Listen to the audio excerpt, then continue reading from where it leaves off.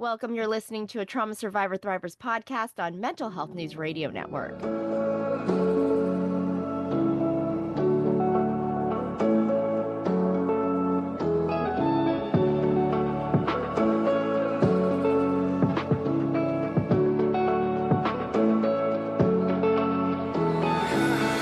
So much for joining us. I'm Lorilee Binstock, host of a Trauma Survivor Thrivers podcast on Mental Health News Radio Network and anywhere you get your podcasts. Today's guest is Michelle Bishop. Michelle is a master certified life coach and author of Choose You First. She helps women reclaim their lives after adversity by embracing self-love and building inner resilience. Michelle, thank you so much for joining me today. Oh, Lorilee, thank you so much. It's an honor to be here. Well, a master certified life coach. Yes. You have an incredible story that I'd love for you to share about your life-altering spiritual awakening that kind of got you on this path. Well, really, what came to light at the end of 2019 was the death of my husband unexpectedly. Wow. And I had a life before that was just filled with woven patterns of abuse and trauma, as well as a successful career. So I was a really wonderful mask taker as well. But in our relationship, after many failed relationships prior to that, I had let down my guard for the first time and really wanted to be connected authentically and vulnerably. And it brought me to the love of my life. And unfortunately, he was on a business trip that I was not with him at, and he had drowned in the Mississippi River unexpectedly. It was a long week, and we'd been boat people. We knew how to swim. And unfortunately, I know that God has his reasons and his path. And at that time he passed, and it really took my breath away, Lorilee. I did not have any idea, because I finally, after my whole life, worked since I was 12. I was a babysitter. 16, I'm working retail. 18 and 21, I'm out in the workforce, and never gave that up. But in 2016, I contracted breast cancer, and he'd asked me to go ahead and hang my cleats and take care of myself and be with him. And so I had entrusted all of that, because we'd had years before that made me vulnerable enough to say yes. And then he was tragically drowned and left me to my knees and in my last breath. And I was like, what do I do? Who am I? I always lived in mask. And so I just felt so raw. And I really reclused in that period of grief. And I ended up contracting COVID during the pandemic in 2020, December. And I was in the ICU for 3 weeks. And during that time, nobody went into the rooms, and we were losing millions of our, fellow Americans during that time frame. But I had sold medical equipment before, as well as intubators, and part of my medical directive was to not be intubated. And so I struggled through that with a nasal cannula, helping me to get through the illness. I did end up with long-term COVID with asthma, and I was on 24/7 oxygen for about a year. But I'm not now.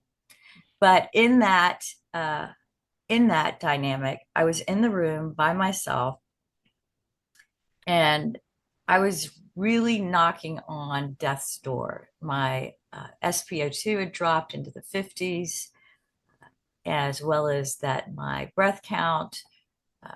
And during that time, be it medication, be it whatever, but I had seen in an area that they'd had an alcove where family could sit and visit normally. And of course, there was no one. And I was barely conscious, and it was a very dim light. And there was a man just laying on this sofa type of thing, and he was throwing a ball against the wall. And in that, it was not a tennis ball, it was not a baseball, it was just like a rubber ball. And in it, it went straight to the wall and directly into his hands. And it was like a rhythm. And he would say continually, "It's just time. It's just time," like a clock. Wow. And upon getting through COVID, it just left an indelible mark on my soul. Like, it's just time. Well, what am I going to do with that time? Hmm. What is the legacy that I have left truly for my two grown young women in life? And I'd had a, a lot of life that I wanted to offer lessons of hope for Right. others in the darkness. But I had to make sure that I was mentally, physically, emotionally, and professionally trained out of not being ignorant, because often in the United States you don't have state certifications, there aren't requirements, and I wanted to have the tools so that I could be that beacon of hope and light and shine on other people's life. So I went through the certifications to the Master Life Coach dynamic through the International Coaching Federation, because at this point, that's the only thing that we have to offer.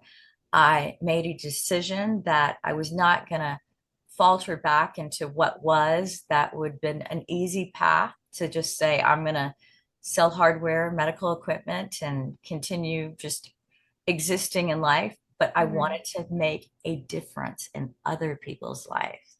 And I wrote a very raw, authentic, vulnerable book about how self-love and choosing you first is so important to one's health. And it is not a selfish act, but it's a selfless act, because when Hmm. you are whole and you are truly authentic in itself, it's freeing, and you get to receive so much more by being able to give to the people that you love, and to be in a position to love all people, no Hmm. matter whether I've known you or not know you. I get to have the opportunity to touch your life, to actually make a difference.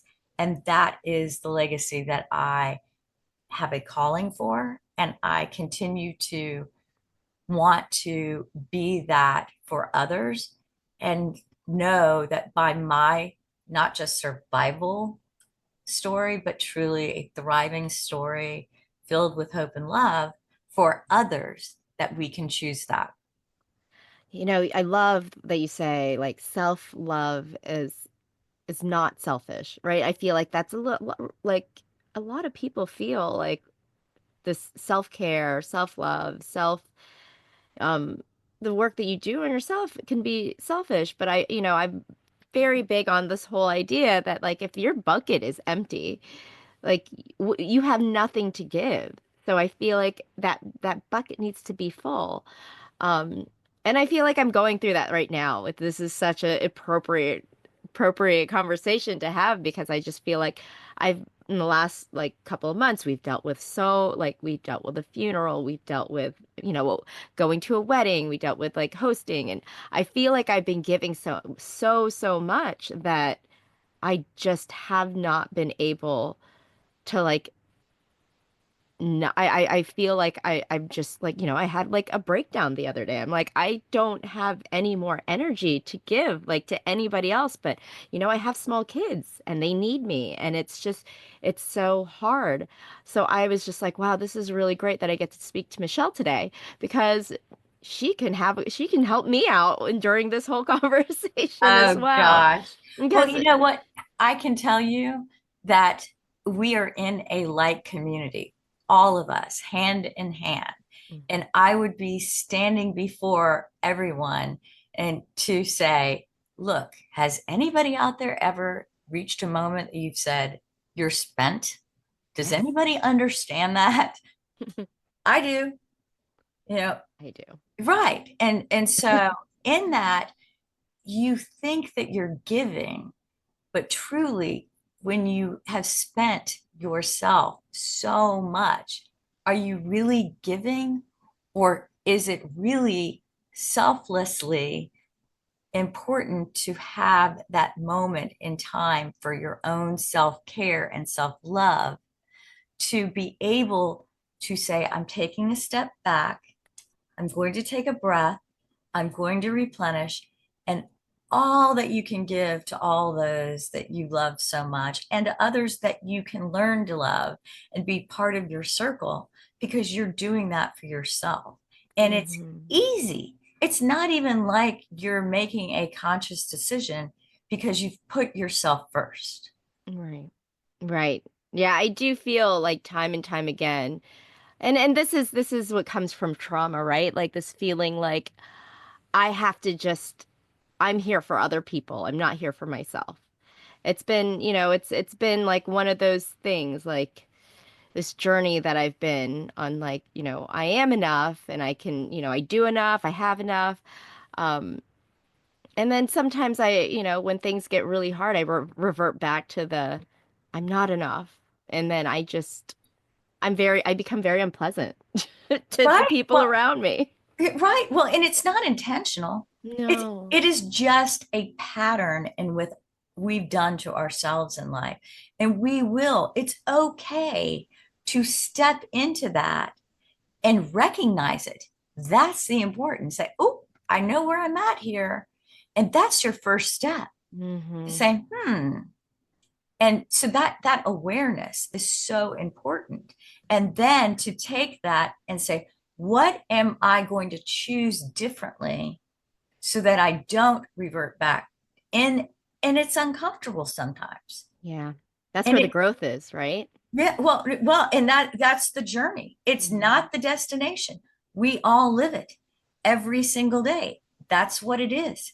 And we're going to make mistakes. I say all the time, we are perfect in our imperfections. Hmm. That is how Wow. we were made.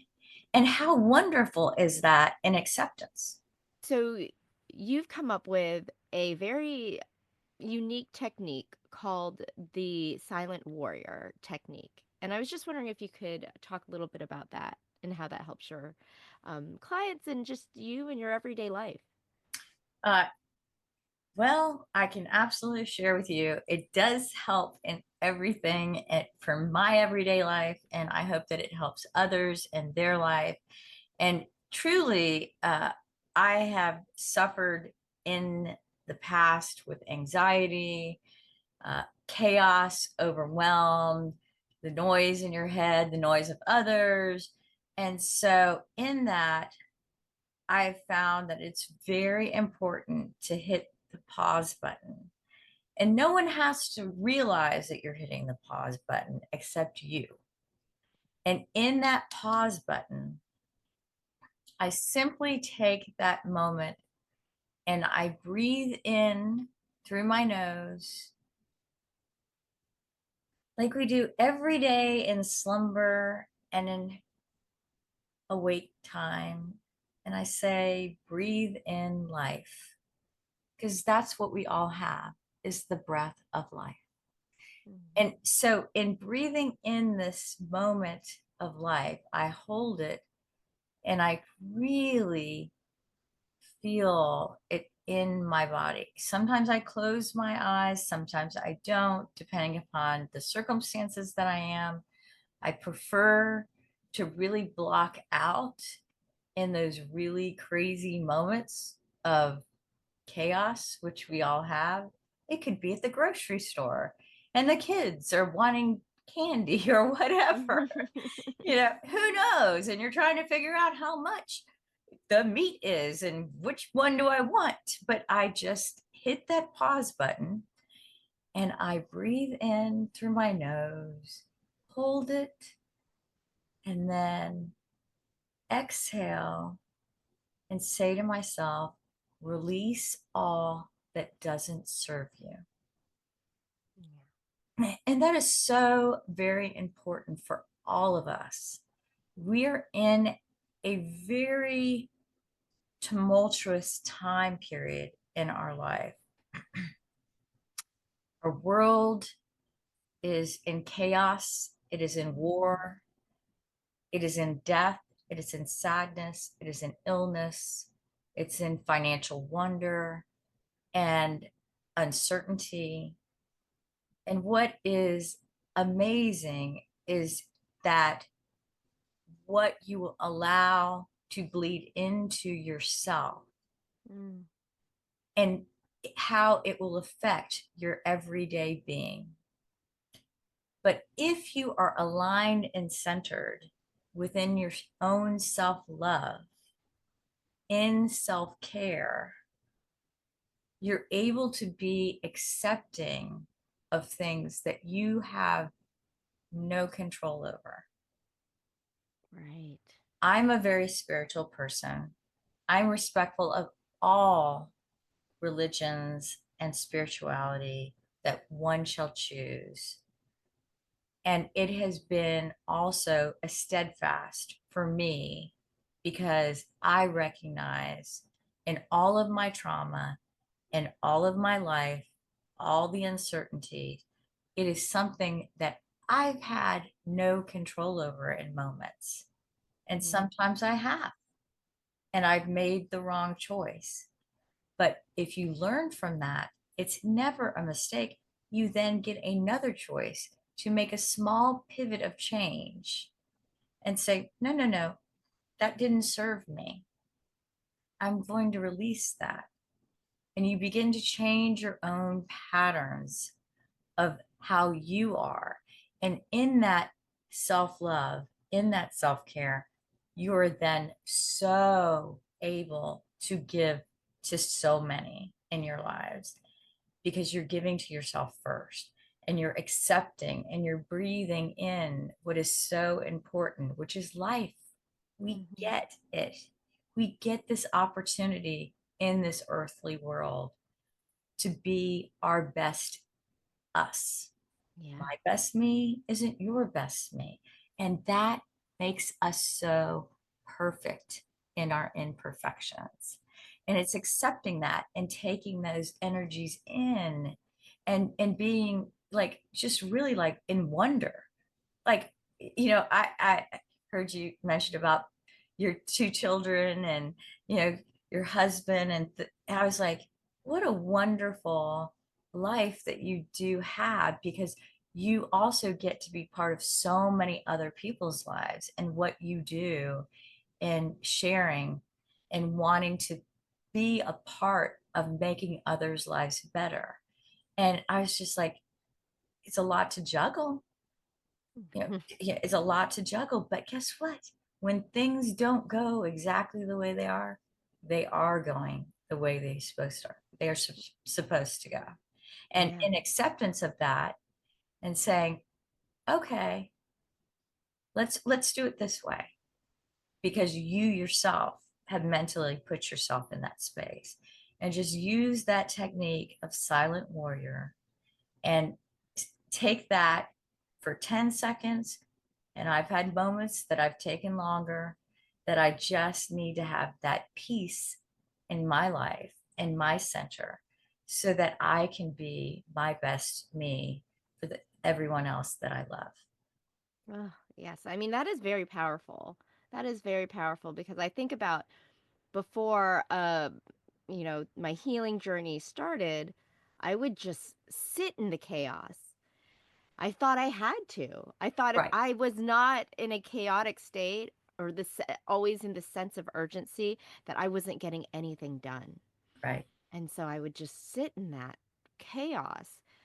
But this whole idea of pause, which, just taking a breather, I've realized when I get to slow my mind down, I'm actually more effective and efficient. And it's not, it is so when people would tell me that I would need to calm down or relax or just take my time, I'm like, no, there's too much to be done. There's too much to be done. What are you talking about? But I've realized I've just been more effective when I slow down. And so I feel like that's where the silent warrior technique really is important. That just that pause is so important. So such a little thing can be such like an incredible just tool, powerful tool. And I love how you're just saying, just telling yourself to just breathe in life and let go what doesn't serve you. Because I feel like when I'm in that urgent state, I'm just holding all kinds of nonsense that doesn't even need to be there. Right. Well, and we become so laser focused in those moments because we're Mm, like, we got to get this done, we got to get that done. And we become so laser focused that we really are missing so many pieces of what we need to be experiencing in that moment to be the most effective that we can be. It's like right. our world is not black and white, it is filled with color. And how you choose to look at that is if you want to laser focus or if you want to actually open yourself up to the wondrous world of color and give that through yourself to the situation, it makes you far more effective in Hmm. all that you do in business and in personal and in yourself and in spirituality and in health, physically, mentally, emotionally. Think about all these things that just come off. And it's just, it is our life and how we choose to live that. Yeah, exactly. I think that that's just so beautifully said. And, we talked earlier, you briefly touched on trauma that you've experienced. And then you kind of went, you did your own work in medical devices and retail and all of this. And you kind of came back to this journey of healing. Did you, before, when you were experiencing the the traumas that you've experienced, did you go through a period of healing, or was that after all the COVID and the death of your husband? Um, when did that all kind of take shape? It's interesting, very interesting question that you ask because I am a product of child abuse, Mm, and children don't get a choice. From the moment that they're born, things will begin. Their little minds are already receiving energy and information. And so, in being a product of child abuse, of mental, physical, emotional trauma, and not having that choice and living in abnormality that you think is normal. yeah.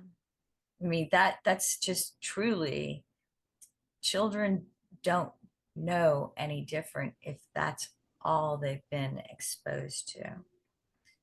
Fortunately enough, I did have the opportunity to have other people in my life, like my grandmother, that gave me such love. And I held on to that like such precious gems of in my heart, in so that it allowed me to be resilient.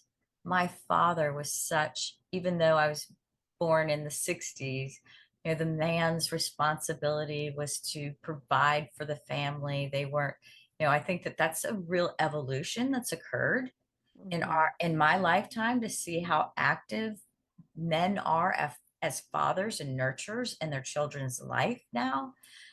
You know, back in the 60s, they were running and gunning and making sure food was on the table. And when he was there, but he was also at work a lot, trying to provide for his family. And, but in the small nuggets of what was given in those moments meant so much to me as a young child. And that's one of the things that I think is very important for us as adults, is to recognize everything that we do in a family, outside a family, as it relates to children, has a forever imprint in their life. It really does. And so, in a situation where a child doesn't have a choice, by you choosing you first, you can recognize that in another child, because you can see that something might be right, something might be not right. But if you're giving of yourself and just kindness, it could have such an unbelievable impact that you have no idea, that would travel years into their adulthood. So as I did that, I followed typical patterns that I had known. I had a uh, marriage initially as a young woman that would resulted in severe domestic abuse.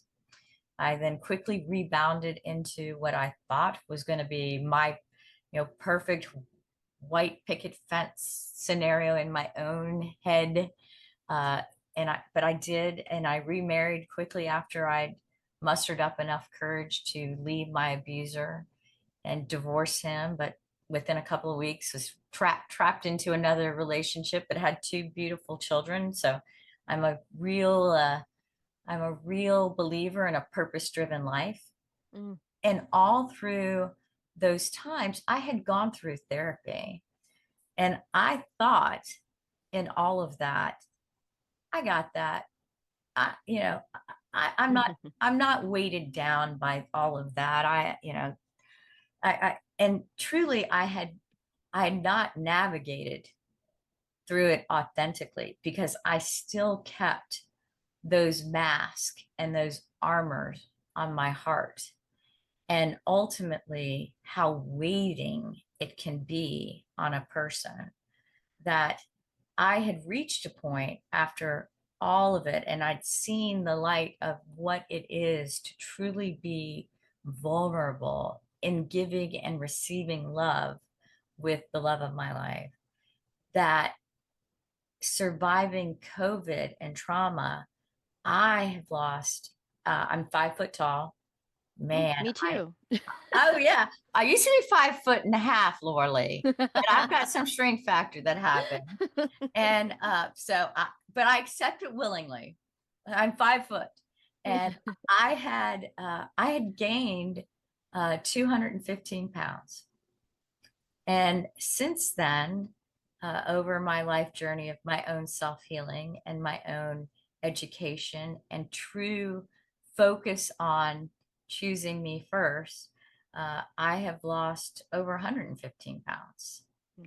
And I might be physically half of the person that I am, but inside, I am a giant, because I live life fully, authentically, and without any, I get to fly like a bird. I'm like, I'm free of all of it. And I get this opportunity to really be in a place that I'm okay. Let me help you in that guide of journey. I want to be the guide for your own self discovery. And because if I hadn't gone through that, I'd been to therapists. Not that, I mean, I think that, it's important to do an evaluation.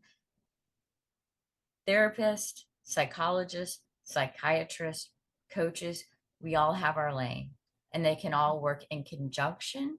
They can work separately. And it's all about the timing where you are in life and what you need for your own mental health. They are all important. Yeah.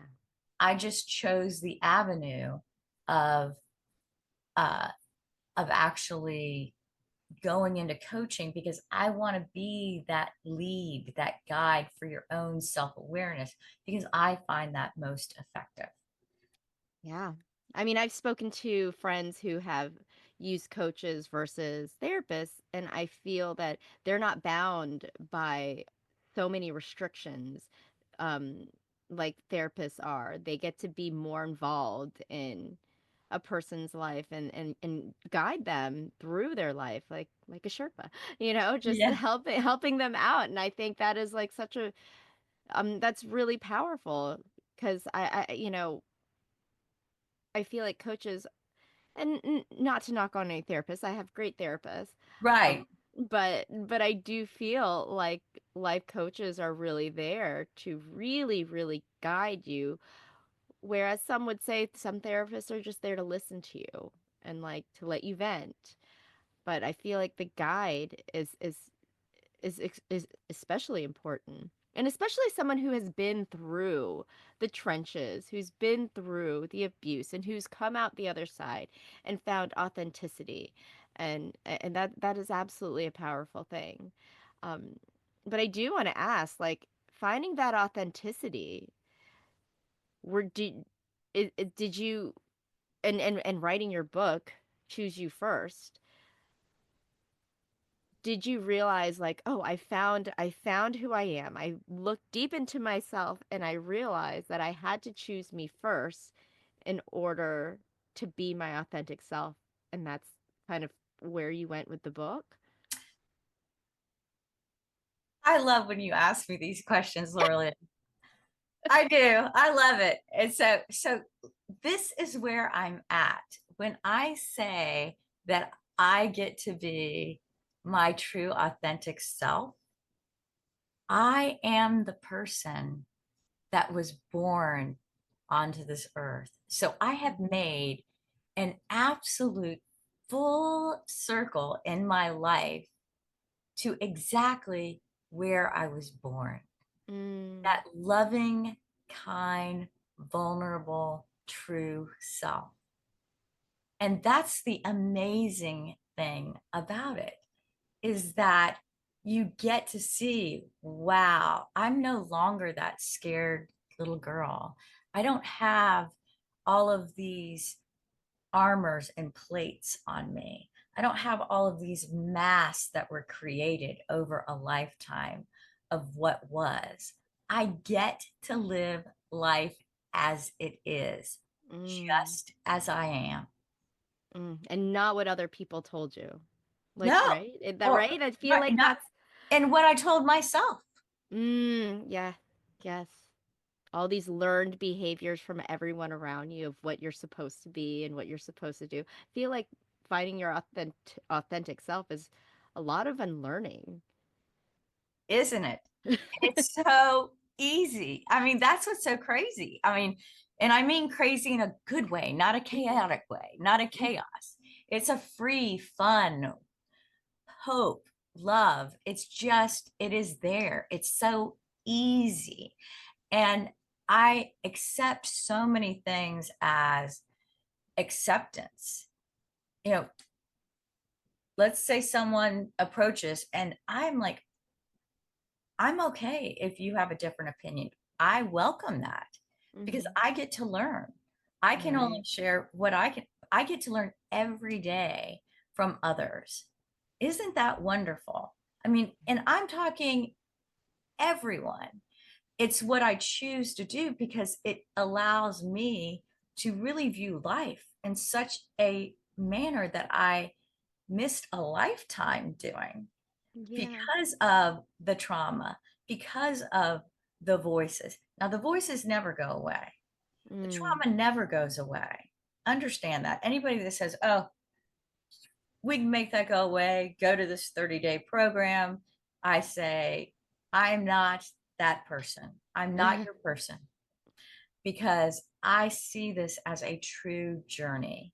And journeys have stumbles. You come off the path, you come back on the path. It is something that you do in want and desire and commitment to yourself. And so it's not the destination, it's all about the joy in the journey. I love that. Wow.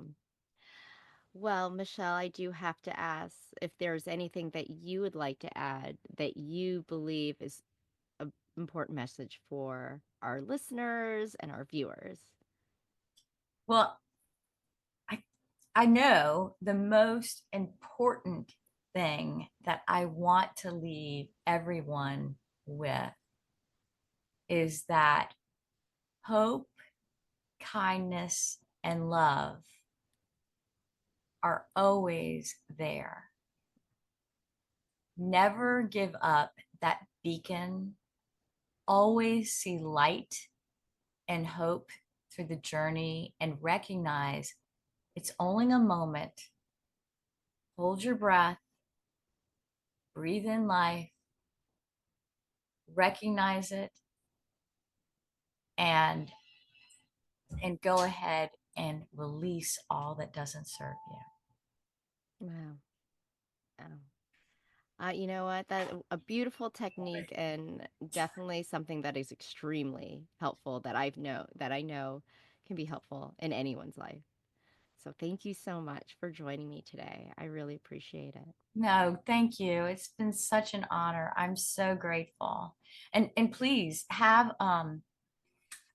your listeners come join the journey. It's a community.